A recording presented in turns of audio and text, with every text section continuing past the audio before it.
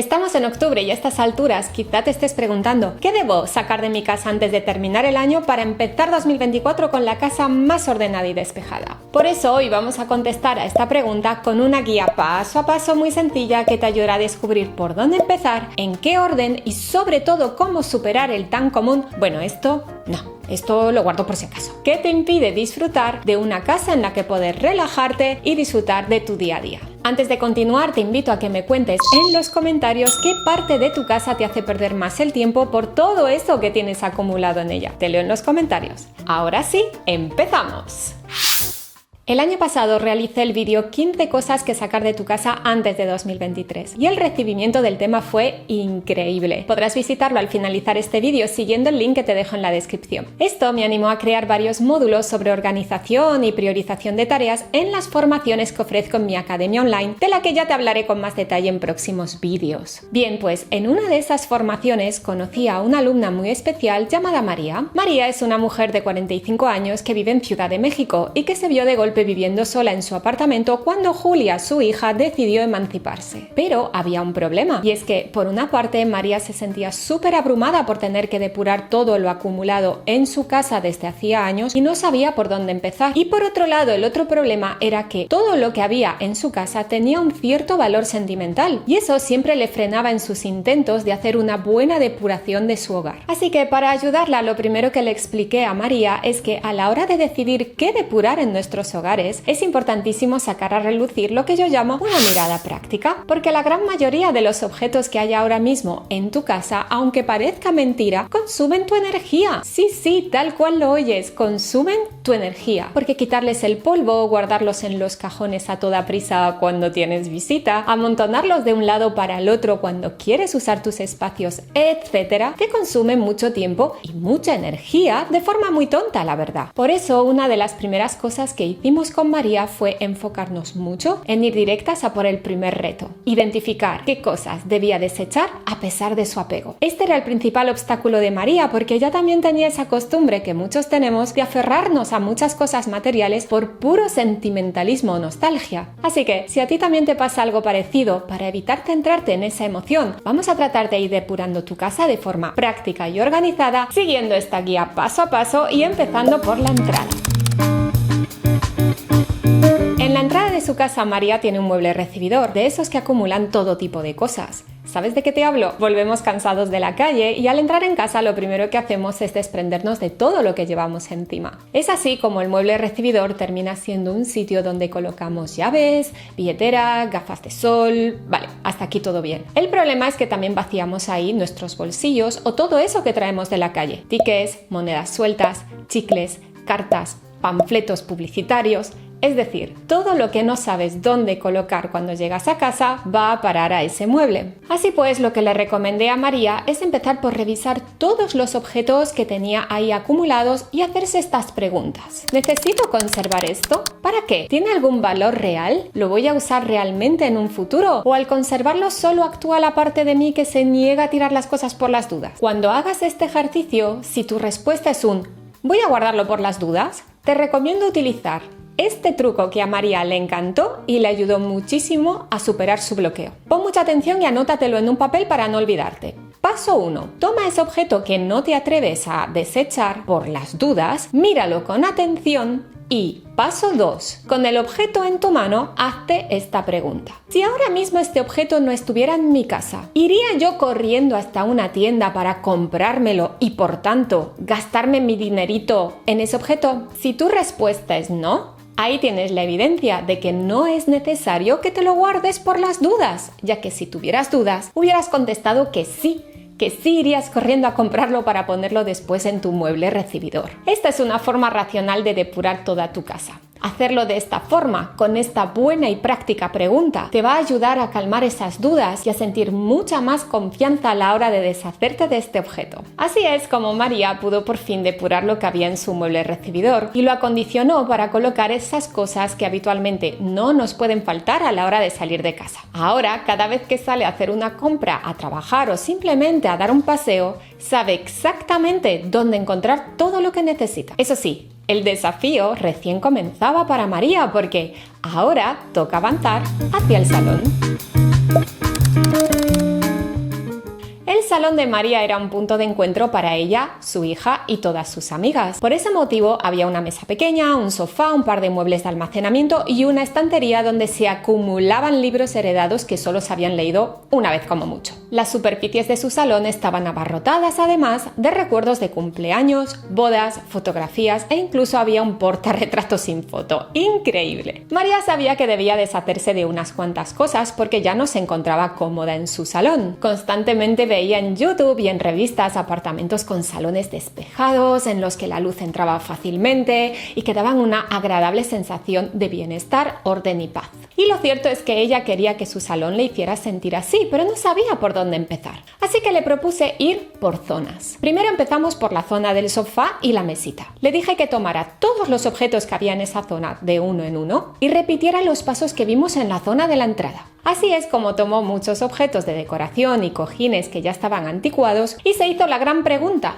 si esto no estuviera aquí, ¿iría corriendo a gastarme el dinero para comprármelo ahora? Su respuesta a muchos de esos objetos fue un rotundo no, y esto le ayudó a despedirse con cariño de esos objetos y colocarlos en una caja para luego decidir qué hacer con ellos, si tratar de venderlos, donarlos o reciclarlos. Seguidamente hizo exactamente lo mismo con los otros dos muebles de almacenamiento en los que habían varias colecciones de tazas de café, así que se quedó solamente con aquella que realmente le hacía feliz y le gustaba. También se deshizo de cargadores viejos que no sabía ni para qué aparatos servían, tiró velas usadas de cumpleaños, revistas viejas, fuentes que hacía años que no usaba y más objetos de decoración que ya no iban con el estilo que quería dar a su salón. Todo iba muy bien hasta que llegó el momento de ponerse con su estantería abarrotada de libros. Ahí me confesó que volvió a bloquearse porque muchos de esos libros y algunos objetos de decoración los había ido heredando de familiares muy queridos para ella y le costaba horrores deshacerse de estos objetos. Entonces le aconsejé que abriera su perspectiva y recordara que esos objetos estaban ahí acumulados sin uso alguno y llenándose de polvo, por lo que, si lo pensaba detenidamente, quizá esa no era la mejor manera de honrar a sus familiares. Así que le propuse buscarles un nuevo hogar en el que sí pudieran volver a ser útiles para alguna otra persona. Entonces a María se le ocurrió que algunos de esos libros podría donarlos a una asociación de niños huérfanos que había en su ciudad. Y en cuanto a la mayoría de los objetos de decoración, se quedó con uno solo de cada uno de sus familiares, ese jarrón de su abuela, esa figura de su tía y ese plato decorativo que pertenecía a su madre. Ahora, tanto su estantería como el resto de superficies de su salón estaban despejadas. Había espacios vacíos y entrar en su salón no solo le daba sensación de paz, sino que también podía disfrutar mucho más de esos objetos que guardó con tanto cariño porque pudieron cobrar mucho más protagonismo en esa sala y así es como logró honrar mucho mejor a sus seres queridos. Por otro lado, tener un salón más ordenado no solo ayudó a que María gastara mucho menos tiempo y energía en limpiar, sino que también le ayudó a sentirse más segura a la hora de recibir a invitados en casa y también, ojo, a la hora de hacer videollamadas, porque ya no tenía que poner fondos ficticios con su cámara. ¿Ves cómo una buena depuración puede impactar en tu vida en múltiples sentidos? Bien, pues ahora acompáñame porque nos vamos a la cocina de María.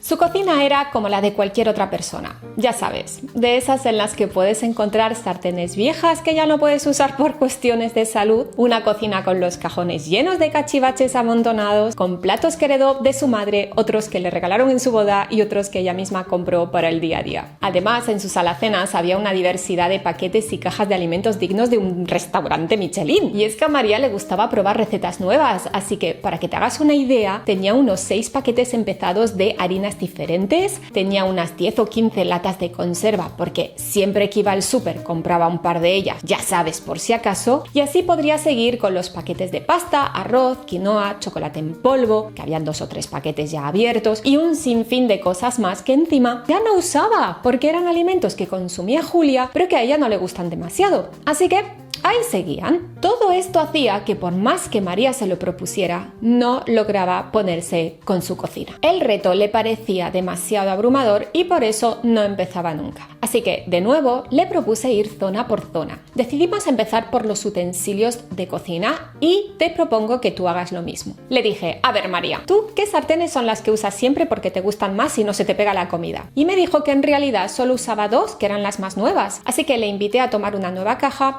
y meter ahí las sartenes viejas. Luego hizo lo mismo con el resto de utensilios de cocina como los cazos, los escurridores, que por cierto tenía como unos 5 diferentes. Después con todo lo que son las espátulas que usa para cocinar, los peladores de verduras, los abridores de botellas y de conservas, los ralladores, etc. Una vez hecha la parte de los utensilios de cocina, pasamos a la cubertería. Obviamente que 3 juegos de platos y vasos, así como de cubiertos, a ver, para una persona que vive ahora sola es un poco excesivo. Así que de nuevo le recordé que utilizara el truco de preguntarse cuáles de estos juegos estaría dispuesta a volver a comprarse hoy. Y enseguida se dio cuenta de que solo le importaba realmente conservar uno de ellos. Después de varios días, María se sintió con ánimo de empezar ella sola con las alacenas y los paquetes de comida. Me contó que primero retiró todo de las alacenas, aprovechó para limpiarlas y después simplemente volvió a colocar los paquetes de comida que estaban todavía en buen estado y que sabía que iba a utilizar. Todo lo que estaba caducado lo llevó a compostar y esos alimentos que ella no iba a consumir pero estaban en buen estado, se los guardó a Julia en una caja para que se los llevara en su próxima visita. La verdad es que María estaba encantada con todo el espacio que le había quedado vacío en su cocina y eso le animó a seguir con la nevera. Me confesó que eso fue lo más fácil porque no tuvo que pensar demasiado. Revisó la fecha de caducidad de cada envase, tiró de olfato para decidir si tirar o no ese tupper de comida de la semana pasada y listo. Por fin, la cocina de María se parecía a la de las revistas.